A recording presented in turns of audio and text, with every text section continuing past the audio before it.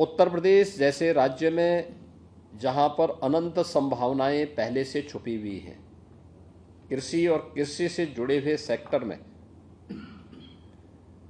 वहां पर जो कार्य होना चाहिए था, वास्तव में पिछली सरकारों की अकर्मण्यता और अन्नदाता किसान विरोधी सोच के कारण वो आगे नहीं बढ़ पा रही थी। योजना बनती थी बंदर बांट करने के लिए, योजना बनती थी ठेके पट्टे हथियाने के लिए। उसके पीछे अन्नदाता किसान का, नौजवान का, महिलाओं का, पशुपालकों का हित हो सके, ये भाव ही नहीं था। और यही कारण था कि जिस राज्य में कृषि सेक्टर में अनंत संभावनाएं थीं, वह राज्य धीरे धीरे करके बदहाल होता गया। लगातार किसान आत्महत्या करने लग गया। पशुपालक अपने पशुधन से एक प्रकार से उसने वैराग्य सा धारण कर लिया था। लेकिन 2014 के बाद देश के अंदर समग्र विकास की जिस अवधारणा को प्रधानमंत्री मोदी जी ने आगे बढ़ाया, आज वह जमीनी धरातल पर देश के अंदर भी देखने को मिल रहा है। और उत्तर प्रदेश के अन्नदाता किसानों के जीवन में हुए परिवर्तन के माध्यम से भी हम देख सकते हैं। आज हमारा अन्नदाता किसान को सहाल है। आज वो आत्महत्या नहीं करता, पलायन नहीं करता। आज उसे कृषि सेक्टर और कृषि से जुड़े हुए एलाइड सेक्टर में सभी प्रकार की प्रोत्साहन भी मिलते हैं, तकनीक भी मिलती है, और उसे हर प्रकार से सरकार सहयोग करने के लिए तत्पर दिखाई देती है। पहली बार हुआ है कि आईसीआर या सेंट्रल और स्टेट गवर्नमेंट की यूनिवर्सिटीज में, लैब्स में, या फिर कृषि विज्ञान केंद्रों में जो कृषि वैज्ञानिक कार्य कर रहे हैं, वे पहली बार किसानों के खेत में जाकर के उन्हें प्रशिक्षण दिए हैं। कृषि संकल्प अभियान अभी हाल ही में प्रधानमंत्री जी के उस विजन को साकार करता हुआ दिखाई देता है। और ऐसे ही पशुधन के सेक्टर में भी, डेयरी क्षेत्र में भी जो अनंत संभावनाएं थी, उन संभावनाओं को हमने उत्तर प्रदेश जैसे राज्य में कभी भी ईमानदारी के साथ आगे बढ़ाने के लिए पिछली सरकारों ने प्रयास नहीं किया। उसी का परिणाम था कि धीरे धीरे करके यहाँ पे उन्नत नस्ल का हमारा पशुधन नष्ट होता गया। सबसे अच्छी उर्वरा भूमि यूपी के पास, सबसे अच्छा जल संसाधन उत्तर प्रदेश के पास, उन्नत नस्ल का पशुधन भी यूपी के पास हुआ करता था। लेकिन धीरे धीरे करके ये चीजें लुप्त प्राय होती गई। अब इस सेक्टर में पिछले 10-11 वर्षों में किए गए कार्यों का परिणाम उत्तर प्रदेश के अंदर भी देखने को मिल रहा है। आज उत्तर प्रदेश में भारत सरकार के सहयोग से जिन डेयरीज को हम लोगों ने आगे बढ़ाया है, वे अच्छा कार्य कर रही हैं।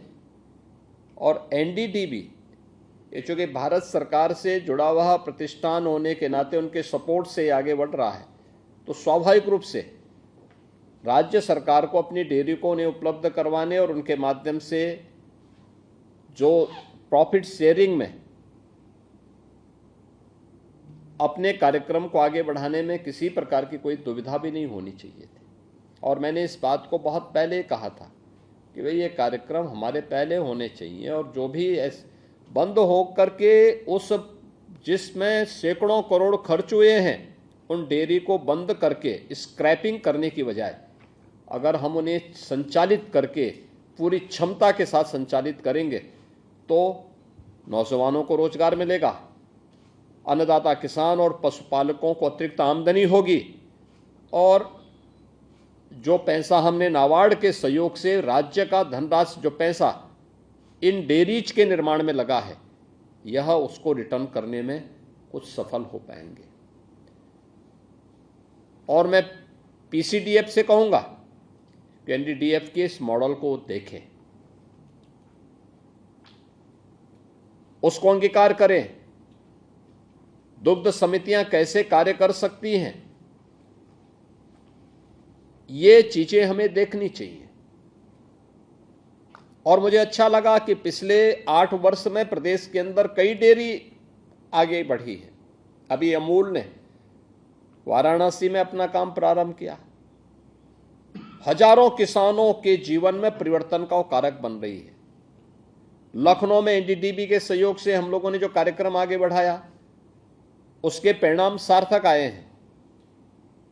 लेकिन पीसीडीएफ को अपनी उस कार्य पद्धति और कैपेसिटी बिल्डिंग के लिए नए प्रयास की आवश्यकता है, जिस प्रयास को हम एनडीडीबी आपके सामने उदाहरण है, अमूल आपके सामने एक उदाहरण है, मदर डेयरी आपके सामने एक उदाहरण है। हम क्या आप राज्य के अंदर पराग को या अन्य संस्थाओं को भी इसी रूप में आगे बढ़ाने में अपना योगदान दे पाएंगे? उनकी कैपेसिटी बिल्डिंग के लिए, दुग्ध समितियों के गठन करने के लिए, चिलिंग प्लांट कहाँ स्थापित होने हैं, कैसे हम क्वालिटी मिल्क को प्रत्येक व्यक्ति तक पहुँचाने में योगदान दे सकते हैं, ये तभी हो पाएगा जब ये डेयरीज चलेंगी और संचालित हो पाएंगे। और मुझे प्रसन्नता है कि आज ये 4 स्थलों के लिए MOU national dairy development board के साथ आज यहाँ पे संपन्न हुआ है, जिसमें गोरखपुर में 1 लाख क्षमता की डेयरी 2023 से ही बंद थी। ये डेयरी चली तो, लेकिन दूध पूरा नहीं आता था, लगातार घाटे में चल रही थी। कोई प्रयास नहीं हुए कि नए दुग्ध समितियों का गठन करके हम किसानों को उसके साथ जोड़ सकें, अन्नदाता किसानों को उन्नत नस्ल का पशुधन दे सकें, अच्छी गाय, अच्छे नस्ल के भैंस या जो पशुधन उसके पास है उसमें अच्छी ब्रीड उसके माध्यम से पैदा हो। इसके बारे में जो पहल होनी चाहिए थी, उसका अभाव देखने को मिल रहा था। विभाग को एक जिम्मेदारी लेनी चाहिए थी, वहाँ पे कहीं न कहीं उस दिशा में जो प्रयास होने चाहिए उसको और तीव्र करने की आवश्यकता है। कानपुर में 4 लाख लीटर की डेयरी नई बनी इस डेयरी कुछ ही दिन चल पाई, घाटे में लगातार चलने के बाद बंद हुई।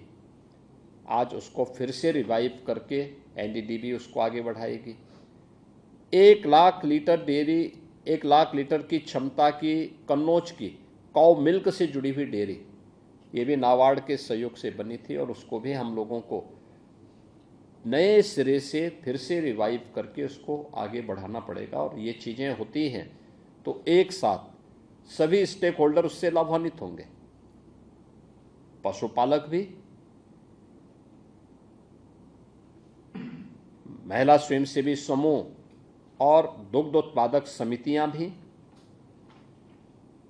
इसके साथ ही जो यूथ उससे सर्विस पाएगा, नौकरी पाएगा या वहाँ काम पाएगा, उन युवकों के बारे में भी, उनको भी काम मिलेगा वहाँ पे। और एक नया माहौल प्रदेश के अंदर एग्रीकल्चर के फील्ड में जो प्रधानमंत्री जी का विजन है, किसानों की आमदनी को या पशुपालकों की आमदनी को कई गुना बढ़ाने के लिए, ये चीज़ें भी होंगी।